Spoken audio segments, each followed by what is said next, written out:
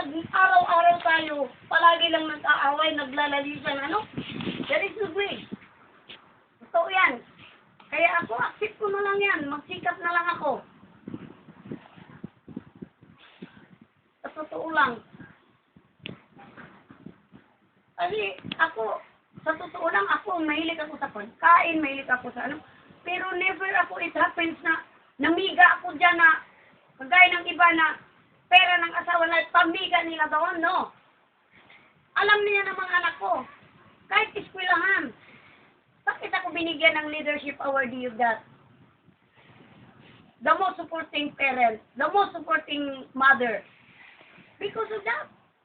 Nakikita nila kung paano ako nagsuporta sa mga anak ko. Ang pera nandoon, kulang pa. Dinagagdagan ko pa, gumagawa pa ko ng paraan. The only thing, the husband did not know what is the matters in that because so far away. Ikaw kung nandito lang siguro, since the beginning na bata pa ang anak, and then through the college, through the graduate, ambot lang. Makayon ka siguro, sus, ang hirap pala. Ikaw nga, tingnan mo ha, salang estudyante mo, ako noon 3. Alice. Pero I struggle hard. Wala kang marinig sa akin. Oh, huwag ka lang magalit. Diyan nawawalan yung ano ko sa'yo. Kasi talagang ano ba, palabas ko na talaga ng sama ng loob ko sa'yo. Pero kahit na sama ng loob, because of cold couple, nandyan tayo sa Panginoon. Ha? Nandito pa rin tayo. Hindi ako lumalaya. Ha? Hindi ako namimiga ng ibang lalaki dyan. Ha?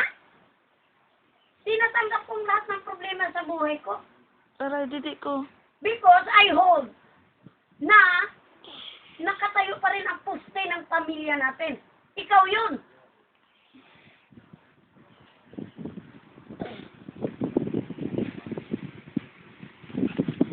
Sana maano mo rin yan, maisip mo.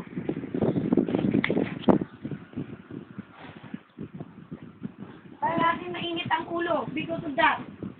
Irritability. Because of no fun. No cooperation. Wala. Zero. Hindi inangad ng Panginoon maging mayaman. Ang inangad ng Panginoon, kakain ka 3 beses, maganda ang katawan mo, alagaan ang mga anak, ang mga apo. Kasama yan. Halimbawa yung mga binipit, kasama ang mga apo. Huwag maingay. Saan pa sa sandal yan? Kung